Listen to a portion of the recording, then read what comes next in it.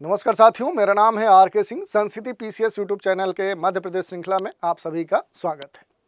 इस श्रृंखला के क्रम में आज के एपिसोड में हम जिस टॉपिक की चर्चा करने वाले हैं वो है मध्य प्रदेश के महत्वपूर्ण प्रतीक। तो देखेंगे कि कौन कौन से महत्वपूर्ण प्रतीक हैं मध्य प्रदेश से जुड़े हुए, जहां से आपके प्रश्न पूछे जा सकते हैं। तो उनके बारे में संक्षिप्त लेकिन सारगर जानकारी हम लेंगे। चलिए स्टार्ट करते हैं, एक एक करके सभी पर हम बात करेंगे। सबसे पहला जो हम ले रहे हैं वो मध्य प्रदेश का जो महत्वपूर्ण राजकीय चिन्ह है उसके बारे में हम देखेंगे। राजकीय चिन्ह के बारे में देखेंगे। ये मध्य प्रदेश का क्या है? राजकीय चिन्ह है। और इसमें जो भी चीज़ें बनी हैं वही आपसे पूछता है।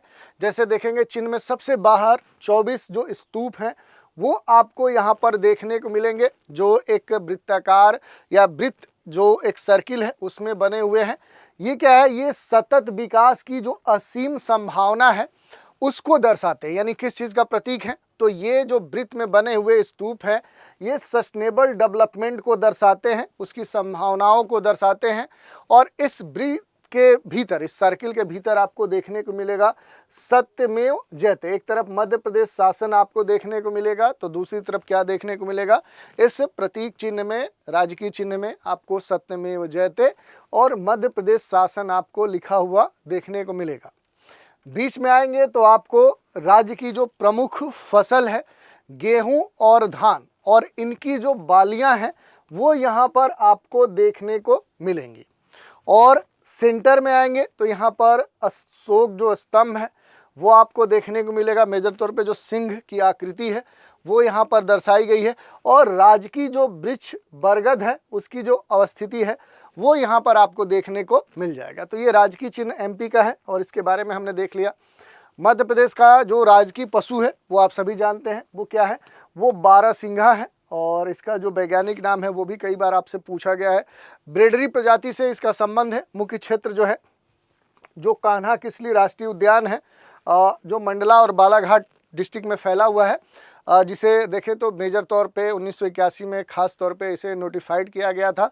2017 में कान्हा राष्ट्रीय उद्यान ने जो भूर सिंह द बारहसिंघा नाम से अपना जो एक शुभंकर है वो भी जारी किया था। इसके अलावा देखेंगे जो महत्वपूर्ण राजकीय पक्षी है वो दूधराज है, जिसे शाह बुलबुल, पैराडाइज ऑफ फ्लाई कैचर है, अलग अलग नाम से जाना जाता है। इसका जो वैज्ञानिक नाम है वो टर्पसीफोनी जो पैराडाइसे है वो कहा जाता है। पश्चिम यानी मध्य प्रदेश के अगर पश्चिम हिस्से में जाएंगे तो यहाँ पर ये सामान्य तौर पे देखने को मिलेगा, जहाँ पर सरदारपुर जो अभयारण्य है, धार है, सलाना है, इन क्षेत्रों में आपको देखने को मिल जाएगा। कब इसे घोषित किया गया? तो 1981 में इसे राजकीय पक्षी घोषित किया गया। तो ये डेटा आप याद रखिएगा कि कब इन्हें राजकीय पशु घोषित किया गया, पक्षी घोषित किया गया, ये अक्सर पूछ लेता है। मध्य प्रदेश का जो राजकीय पुष्प है, जो फ्लावर है, वो सफ़ेद लिली है। वैज्ञानिक नाम क्या है? लिलियम कैडिडम। और किस कुल से ये जुड़ता है? तो लिलियेसी कुल का ये फूल है, जिसे राजकीय पुष्प का दर्जा दिया गया है। मध्य प्रदेश की जो राजकीय मछली है वो महासीर मछली है। बड़ा ही अहम, कई बार ये इससे जुड़ा हुआ प्रश्न भी पूछा गया है। वैज्ञानिक जो नाम है टोर प्यूटिटोरा है। और बाहुल्य क्षेत्र क्या है? नर्मदा घाटी वाला जो क्षेत्र जाएंगे, नर्मदा जो नदी है वहाँ काफ़ी प्रचुर मात्रा में ये जो महासीर मछली है ये पाई जाती है। विशेषता क्या है कि बड़वार में जो महासीर प्रजनन केंद्र है वो इसके विकास और इसके उत्पादन के दृष्टिकोण से खास क्षेत्र डिसाइड किया गया है। बरगद की अगर बात करें, पहले हमने देखा राजकीय चिन्ह में क्या है कि बरगद को दर्शाया गया है। तो बरगद मध्य प्रदेश का महत्वपूर्ण राजकीय वृक्ष है और वानस्पतिक जो नाम है फाइकस वैनगेलेसिस, ये इसका क्या है? वैज्ञानिक नाम है। बड़े स्तर पर देखेंगे, मध्य प्रदेश में जाएंगे तो यहाँ जो आम का उत्पादन है उस दृष्टिकोण से देखें तो मध्य प्रदेश का जो राजकीय फल रखा गया वो आम रखा गया है। इसका जो वैज्ञानिक नाम है मैगीफेस इंडिका है। मध्य प्रदेश में कई सारी आम की जो प्रजातियां हैं वो फेमस है, जैसे नूरजहां है, सुंदरजा है। इनके अलग अलग डिस्ट्रिक्ट में देखेंगे तो बड़े स्तर पे जो उत्पादन है, जैसे सुंदरजा क्या है कि रीवा जिले में बड़े स्तर पे इसका उत्पादन होता है। नूरजहां जो प्रजाति है आम की वो अलीराजपुर डिस्ट्रिक्ट में बड़े स्तर पर उत्पादित होती है। और मध्य प्रदेश क्या है? आम उत्पादन जो केंद्र रीवा है उसके गोविंदगढ़ में स्थित है। और सुंदरजा जो आम की प्रजाति है इसको जीआई जो टैग है वो भी प्रदान किया गया, यानी इसे एक अंतर्राष्ट्रीय जो मान्यता है, इसकी जो ख्याति है वो अब प्राप्त हो चुकी है। मध्य प्रदेश के बारे में देखेंगे तो यहाँ का जो राजकीय फसल है वो सोयाबीन है। सोयाबीन का बड़े स्तर पर उत्पादन एमपी में होता है। वनस्पति का अगर नाम की बात करेंगे ग्लाइसिन मैक्स है। प्रमुख उत्पादन जो क्षेत्र है वो मालवा क्षेत्र है। मध्य प्रदेश में सोयाबीन का जो उत्पादन है वो देवास डिस्ट्रिक्ट में किया जाता है। और राष्ट्रीय सोयाबीन जो अनुसंधान केंद्र है वो किस डिस्ट्रिक्ट में आपको देखने को मिलेगा, तो इंदौर में जाएंगे तो यहाँ पर ये शोध केंद्र आपको देखने को मिल जाएगा।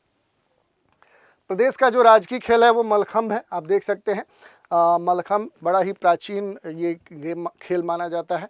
2013 में इसे एमपी ने घोषित किया था राजकीय खेल। और विशेष मध्य प्रदेश मलखंभ जो अकादमी है ये कहाँ पर है, कई बार पूछा गया, उज्जैन में है। प्रभास जोशी सम्मान जो मलखंभ है वो इस क्षेत्र में दिया जाता है, जो इस मलखंभ खेल से जुड़ा हुआ सबसे प्रतिष्ठित अवार्ड माना जाता है। मध्य प्रदेश का जो राजकीय नाट्य है वो माछ है। मालवा क्षेत्र में काफ़ी पॉपुलर है। जो मालवी लोक जीवन है उसी पर आधारित ये राजकीय नाट्य है। इसमें माछ के जो प्रमुख कलाकार है सिद्धेश्वर सेन है और ओम प्रकाश शर्मा है। ये कई बार पूछा गया है। राजकीय अगर नृत्य की बात करेंगे तो जो राई है वो मध्य प्रदेश का क्या है, राजकीय नृत्य है। बुंदेलखंड में प्रमुख रूप से और बघेलखंड में ये इसका बड़ा मंचन होता है। मृदंग वाद्य यंत्र के साथ, एक तरह से जैसे तबला ढोलक होता है वैसे मृदंग होता है। उसके साथ ही किसी भी शुभ अवसर पे इसका मंचन किया जाता है। पद्मावत ग्रंथ में जो राई लोक नृत्य है उसका एक तरह से मंचन दिखाया गया है, तो उसको आप देख सकते हैं। प्रमुख जो कलाकार हैं जो राष्ट्रीय स्तर पे फेमस है, ज्ञानेश्वरी हैं, कटनी जिला से ये संबंधित हैं। इसके अलावा मध्य प्रदेश का जो गान है, जैसे हमारे राष्ट्र का गान होता है उसे राज्य मध्य प्रदेश का गान है। सुख का दाता सबका साथी सुख का ये संदेश है, माँ की गोद पिता का आश्रय मेरा मध्य प्रदेश है। इसे कब घोषित किया गया राज्य गान, तो देखिए 2010-11 में इसे घोषित किया गया। रचनाकार महेश श्रीवास्तव हैं। सुनील झा इसके संगीतकार हैं। गायन शान है, शांतनु मुखर्जी इसे गाए थे। तो ये पॉपुलर गान है एमपी का। राजकीय जो नदी है वो नर्मदा है। एक लंबी नदी है, लंबे क्षेत्र को ये कवर करती है। तो इधर आप देखेंगे तो ये पूरे आप देखिए एमपी में लगभग पूरे ही साउथ एमपी में अगर देखेंगे तो ये फैले हुए है। इधर से फिर जाके ये खंभात की खाड़ी में हो जाती है, मिल जाती है। तो इधर अमरकंटक क्षेत्र से निकलते हुए जो नर्मदा रिवर है इसका एक लंबा अपवाह क्षेत्र आपको देखने को मिलेगा। बहुत सारी सहायक इसकी नदियाँ हैं जो एमपी में क्या है इस समय जल प्रदान करती हैं। तो उस दृष्टिकोण से देखेंगे तो जल विद्युत उत्पादन, सिंचाई, पीने योग्य जल या इस तरह के विविध जो उपयोग हैं उनके हेतु एमपी के लिए जो नर्मदा नदी है ये बहुउपयोगी है।